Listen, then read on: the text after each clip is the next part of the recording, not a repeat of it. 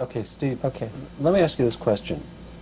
Before you got involved with Scientology, if someone asked you how old you were, what would you have told them? I would have said 28, Okay. 29. Right? After you got involved with Scientology and you learned the truth, how old would you have told someone you were if you... 76 trillion years. Okay.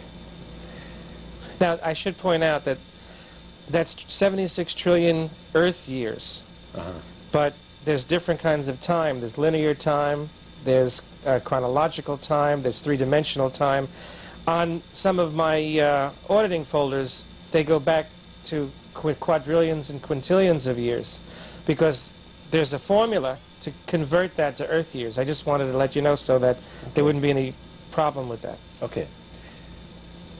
Just as a way of our getting started, can you tell me some of the things that you've discovered about your history, both in this life and in your past lives, that came up in the course of your learning about yourself through Scientology? Well, the first thing I discovered is that I was not a body, that I was a spiritual being, or a thetan, operating a body. And once I had solid reality on that, I found out more about who I am, what I am, where I've been all this time, why I'm here.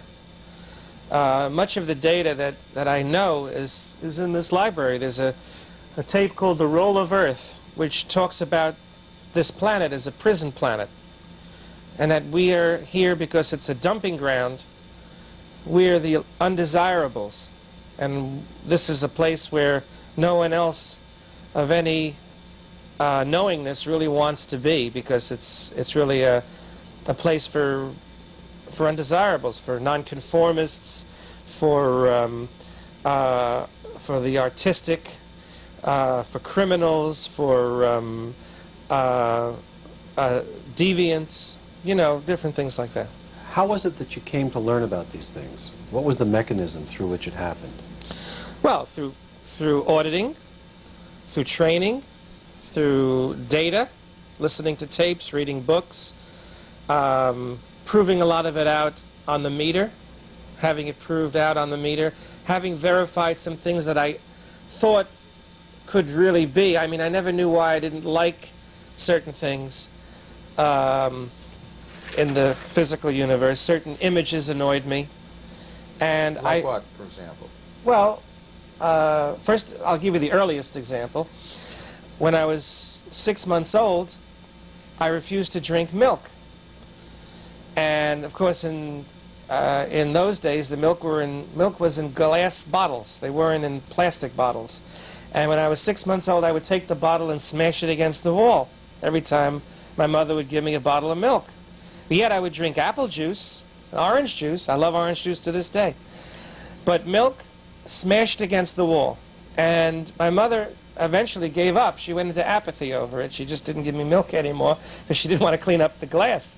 But I often wondered how a 6-month-old child who couldn't even speak yet would know to that extent why milk was so bad.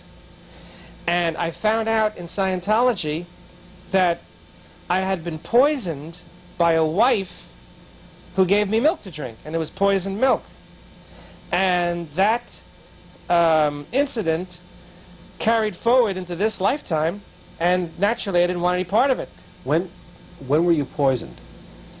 I was poisoned, actually, you have to understand a little bit about time. And in order to answer the question, yeah, tell us about time. Chronologically, it was in time my last life, but it was actually 8 lifetimes ago. Because when you die and you drop your body, you do a shift in space to the between lives area, and you go through a series of very suppressive implants, which I can describe to you in great detail if you want me to. But I want to get to the point of what I'm saying. You know, then I can go back to this. It would be non sequitur if I did it the other way. Anyway, when you come back to the physical universe, you don't only do a shift in space, but you do a shift in time, and there is no guarantee that if you dropped your body in 1988, you would come back in 1989. You could just as easily come back in the year 1200 or the year 3000. Actually, there is a chronological time stream or range where the Between Lives area is set up where for 3,048 years in either direction, you could actually come back earlier or later. Or you could come back in simultaneous time where you could physically be operating two bodies at once without knowing it. Let's say you died in 1988. You could come back to life in 1962.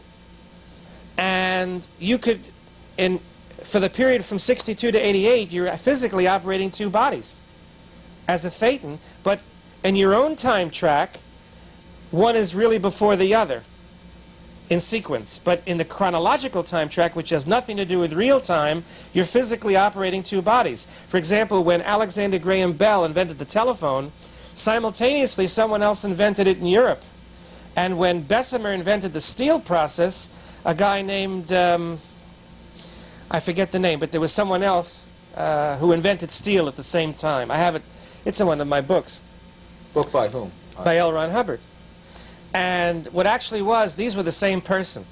They were the same person? But operating two different bodies. What book is it of Hubbard's that discusses this? It's actually a tape. It's a tape called The History of Man, which I have. I know exactly where to find it on the cassettes.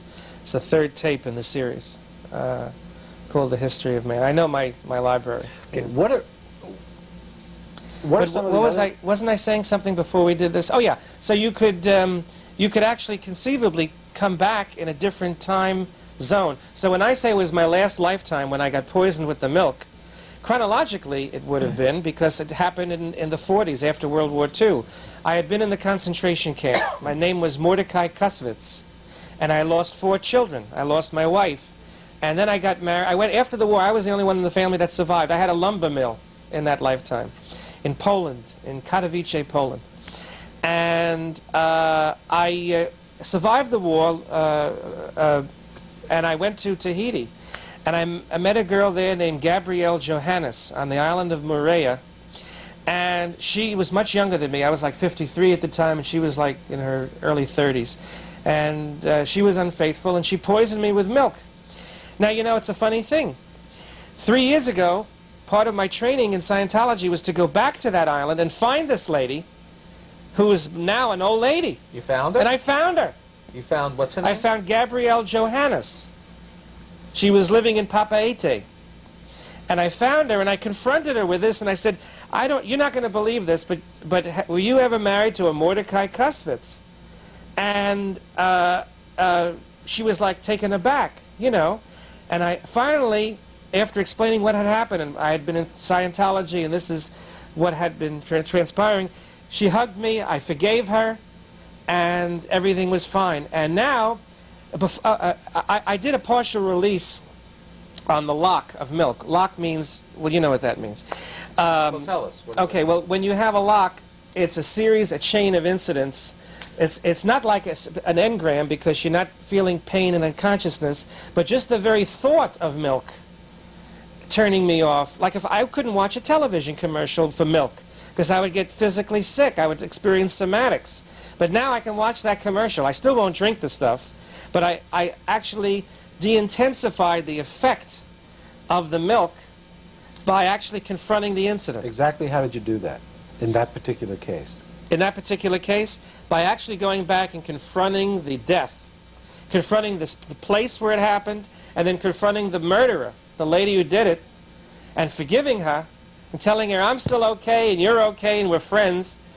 It de-intensified the anxiety, I can use your language once in a while too, of the incident, and it reduced the charge. It reduced the charge of the incident. And you know, it was a great thing to do.